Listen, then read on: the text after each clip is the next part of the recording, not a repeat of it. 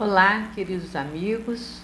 Eu sou Fátima Carvalho, do NEP Jesus de Nazaré, do centro do mesmo nome, aqui da cidade de São José dos Campos, São Paulo.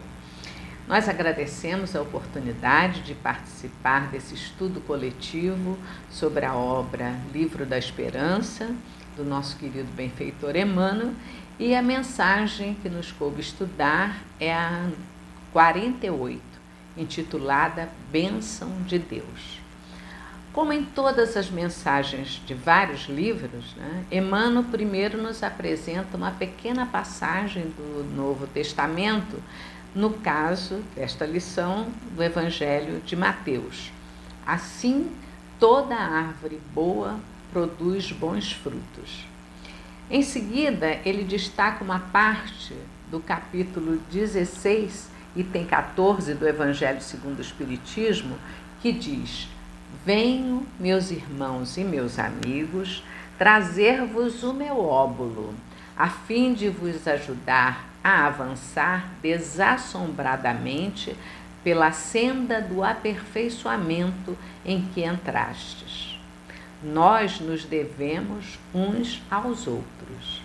Somente pela união sincera e fraternal entre os espíritos e os encarnados será possível a regeneração.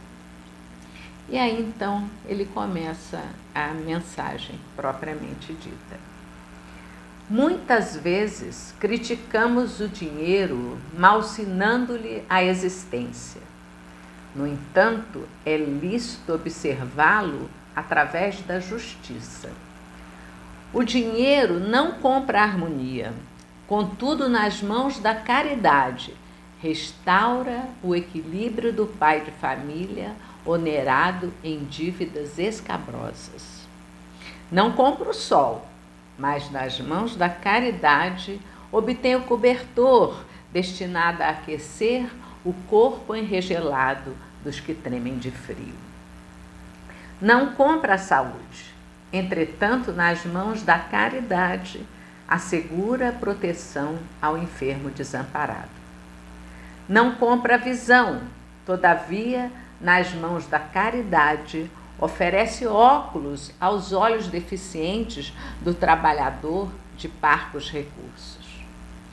Não compra a euforia, contudo, nas mãos da caridade, improvisa a refeição devida aos companheiros que enlanguecem de fome. Não compra a luz espiritual, mas nas mãos da caridade propaga a página edificante que reajusta o pensamento a tresmalhar-se nas sombras. Não compra a fé, entretanto, nas mãos da caridade ergue a esperança, junto de corações tombados de sofrimento e penúria. Não compra a alegria, no entanto, nas mãos da caridade, garante a consolação para aqueles que choram, suspirando por migalhas de reconforto. E aí ele conclui dizendo que o dinheiro em si e por si é moeda seca ou papel insensível, que nas garras da suvinice e da crueldade é capaz de criar o infortúnio ou acobertar o vício. Mas o dinheiro do trabalho e da honestidade, da paz e da beneficência, que pode ser creditado no banco da consciência tranquila, toda vez que surja unido ao serviço e à caridade, será sempre bênção de Deus, fazendo prodígios. Que maravilha de mensagem, né, gente? E o que nós destacamos aqui é o vínculo de Emmanuel, é o vínculo que Emmanuel faz da palavra dinheiro à palavra caridade. Em síntese, ele reforça o ensinamento de que o dinheiro tem que estar sempre ligado ao trabalho da caridade. Atualmente, na sociedade moderna, o dinheiro se tornou um símbolo de grandeza, de poder e de status sociais. 1% de toda a humanidade detém 99% dos bens da Terra, gerando a extraordinária desigualdade social presente em nosso planeta, confirmando a máxima espírita do orgulho e egoísmo como as maiores chagas da humanidade. Mas apesar de nós não fazermos parte desse 1%, também de uma certa forma e na proporção dos nossos recursos, nós ainda somos muito egoístas e orgulhosos. Por isso é que vem o chamado, o despertar da consciência, para que nas mínimas coisas possamos ir também fazendo luz com o esforço diário de sermos melhores, agindo no bem e no amor ao próximo. Fazer o bem no sentido de ajudar na redução dessa desigualdade é o mínimo que nós temos a fazer diariamente. Quando nós falamos sobre dinheiro, sobre riqueza e o que ele pode trazer, é importante ressaltar que o Espiritismo ele não condena a riqueza, que não é obstáculo à conquista dos valores eternos. Ninguém está condenado por ser rico, ou que só entraríamos no reino dos céus se fôssemos pobres. Os ensinamentos evangélicos nos advertem sobre o apego excessivo aos bens materiais, ao supérfluo, que desavisados, invigilantes, nós nos habituamos facilmente ao abuso. E facilmente também de posse de grandes bens e fortuna, o homem passa a beneficiar somente a si próprio e aos seus familiares. Outros desperdiçam por descuido ou indiferença, dilapidando esse patrimônio tão valioso, esquecendo-se que devem administrar a fortuna que lhes foi confiada em Deus como empréstimo, em proveito de todos com sabedoria e responsabilidade. Então, nós precisamos pensar na riqueza como oportunidade de empregá-la utilmente para espalhar o bem, prestar auxílio aos necessitados, beneficiá-los, exercendo em nós a generosidade. O homem que é sensato, diz o Evangelho, descobre logo que a fortuna não é necessária à sua felicidade, nem na vida presente, nem na vida futura, porque ele sabe que a felicidade duradoura é conquistada com a prática do amor e a expansão do bem. A gente sabe também que o dinheiro em si é neutro. Ele é exatamente a aplicação que a gente dá a ele. E aquilo que a gente faz com ele é que vai transformá-lo no veículo do bem ou do mal, de elevação ou de queda, alterando-lhe a sua finalidade. Agora, quando promove educação, trabalho, remédio, alimento, agasalho, ele enobrece quem dispõe desse dinheiro para essa finalidade.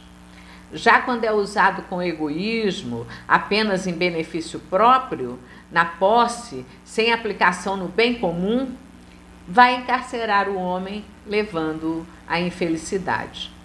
O que aparentemente pode imaginar que o dinheiro traz a felicidade, mas a gente sabe, no fundo, que as histórias demonstram que não é bem assim, né? E Emmanuel reforça essa passagem quando ele ensina que o seu uso indevido deforma o coração daquele que o segrega no vício. Ele se faz verdugo implacável no avarento, ele transforma a inteligência perversa em arma destruidora, ele se vinga daquele que o extorque e o recolhe, instalando enfermidade e cegueira, mas é instrumento libertador quando aplicado no campo do progresso e da bondade.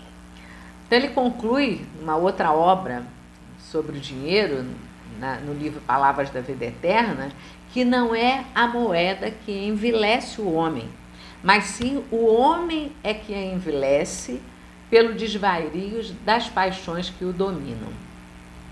E que a riqueza é um bem para ser administrado em benefício geral e não para uns privilegiados.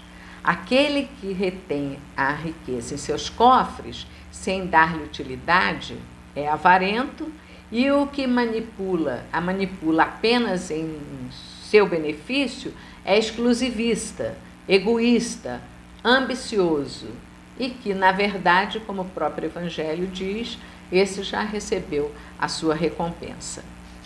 Meimei tem uma mensagem chamada Dinheiro e Amor, né? E lá ela nos fala que nós não podemos agasalhar um necessitado com as notas que ficam guardadas no banco. Mas se nós as movimentarmos, poderemos adquirir o cobertor e a sopa que atenderão esses nossos irmãos carentes. Então, esses ensinamentos de Emmanuel nos levam a fazer profundas reflexões sobre as nossas próprias condutas perante as finanças e as conquistas das coisas materiais e o valor que nós atribuímos a elas.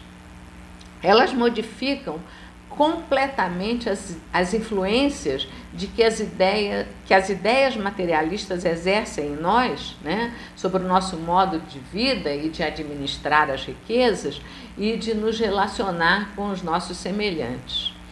A gente lembra também de um antigo ditado que se perpetua quando diz que caixão não tem gaveta, né? Urna funerária não tem reboque, numa alusão à impossibilidade de, ao morrermos, levarmos alguma coisa dos possíveis tesouros que tenhamos acumulado aqui na Terra. E no Evangelho de Jesus, ele já nos ensinava dizendo para que a gente não acumulasse tesouros na terra, onde a ferrugem consome e o ladrão rouba. Estimulava-nos a cuidar da riqueza espiritual, essa sim que compõe os verdadeiros tesouros que carregamos na nossa bagagem quando a gente partir. Certa feita, Chico Xavier, visitando o cemitério de Uberaba, notou a presença de um espírito que, rente ao seu próprio túmulo, chorava arrependido. Ele tinha sido um rico comerciante na cidade e cometera suicídio. E o Chico o conhecia de nome. Percebendo que podia conversar com ele, após lamentar o gesto feliz que praticara por causa dos negócios que não iam bem, ele disse ao Chico: Chico, vocês espíritas são os verdadeiros milionários da terra. Chico então conta que ficou com muita pena dele, porque de fato o dinheiro, para quem apenas aprendeu a valorizá-lo, é um transtorno muito grande. E fazia muito tempo que ele estava ali preso aos despojos, se lamentando. Conversou por alguns minutos e, apesar da consciência que ele revelava da situação em que ele se encontrava, ele não demonstrava a mínima disposição de abandonar o local. Aquilo, diz o Chico, que era como se fosse uma autopunição para ele. Essa história também nos fez recordar um homem no livro Obreiros da Vida Eterna que jazia preso ao túmulo sem conseguir desatar os nós que o prendiam ao corpo físico por conta do apego e da preocupação dele com a família apoderando-se dos seus bens. O apóstolo Paulo, em uma carta a Timóteo, dando prosseguimento aos exemplos de Jesus, combate incessantemente, a busca pelo dinheiro em si, ressaltando que se nós temos o que comer e temos o que vestir, que a gente fique contente com isso.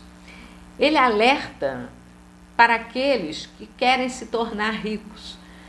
Esses, diz, terminam caindo na armadilha da tentação em muitos desejos insensatos e perniciosos, que fazem com que os homens afundem na ruína e na perdição, porque a raiz de todos os males é o amor ao dinheiro. E por causa dessa ânsia pelo dinheiro, diz ele, alguns se afastam da fé e afligem a si mesmo com muitos tormentos que poderiam ser desnecessários. Então ele aconselha para que nós, como homens de Deus, fujamos dessas coisas e sigamos a justiça, a piedade, a fé, a caridade, a paciência e a mansidão.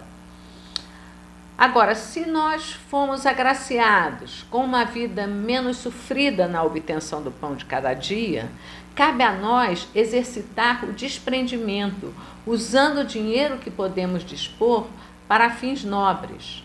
Se temos condições de empreender, que possamos oferecer oportunidade de trabalho digno que educa e alimenta.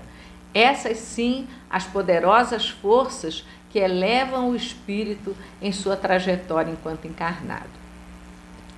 Muitos dependem da caridade material e da caridade moral alheias, né? Pois passam pelas provas da humildade e da resignação.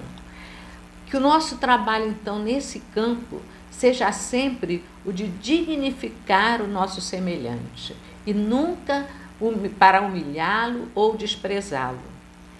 E esta é uma lição para todos os tipos de pessoas, quer sejam ricas ou pobres, porque ninguém deve ser dominado pelo amor ao dinheiro. Muitas vezes nós ouvimos pessoas alegarem que são tão necessitadas que não podem ajudar de maneira alguma. Outras que prometem ajuda quando tiverem mais condições.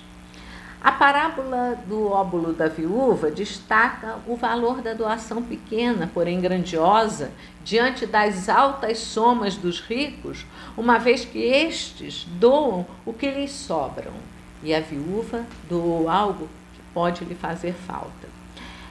Essa parábola me fez recordar as arrecadações que nós fazíamos quando jovens nas campanhas do Quilo, nas quais a Mocidade Espírita participava. Na época era comum a gente sair pelo bairro, batendo de porta em porta, pedindo algum alimento para um orfanato que ajudávamos, chamado Lar de Júlia, no bairro do Caxambi, no Rio de Janeiro. O bairro era um bairro de classe média simples, né? Havia casas simples e outras mais elaboradas. E as famílias mais humildes sempre tinham algo a dar.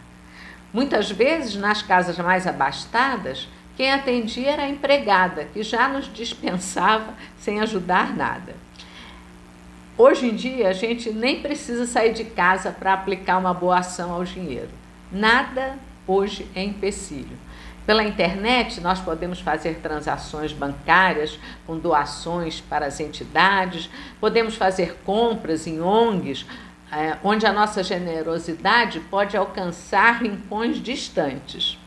Mas, muitas vezes, é dentro da nossa própria família que nós temos aquele necessitado que nós podemos aliviar com uma pequena ajuda. E quanta alegria e esperança podemos despertar com um simples gesto. Hoje em dia, quando as sociedades valorizam mais o ter do que o ser, nós, como pais, avós, professores, precisamos ajudar a formar uma nova mentalidade junto às nossas crianças e os nossos jovens, para que passem a valorizar o consumo responsável e equilibrado dos bens da terra, do qual somos apenas e meros usufrutuados dos bens, conforme narra o espírito Neo Lúcio no capítulo 31 do livro Alvorada Cristã. A mensagem chama A Lenda do Dinheiro, né?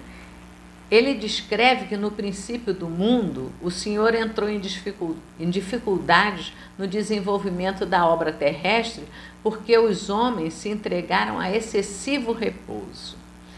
Como todo o trabalho estava por fazer, o Senhor da vida pensou que se os homens não agissem por amor, agiriam por ambição. Com o dinheiro, o progresso se fez presente. Desde então, a maioria das criaturas passou a trabalhar por dedicação ao dinheiro, que é de propriedade exclusiva do Senhor, da aplicação do qual cada homem e cada mulher prestarão contas a ele mais tarde. Então, estamos na hora E quem sabe a pandemia tenha trazido mais consciência para a humanidade, mostrando que é hora de desenvolvermos a fraternidade, valorizando as atitudes que nos elevem o espírito. Resumindo, minha gente, a riqueza é um bem para ser administrado em benefício geral e não somente para uns privilegiados. Acreditamos que o Criador nos fez rico a todos, sem exceção, porque a riqueza autêntica procede do trabalho e todos nós, de uma forma ou de outra, podemos trabalhar e servir. É isso aí, minha gente. Muito obrigada pela atenção e que Jesus nos inspire sempre a agir conforme as suas lições e as dos benfeitores espirituais, que tanto nos estimulam e nos orientam ao trabalho no bem. Muito obrigada.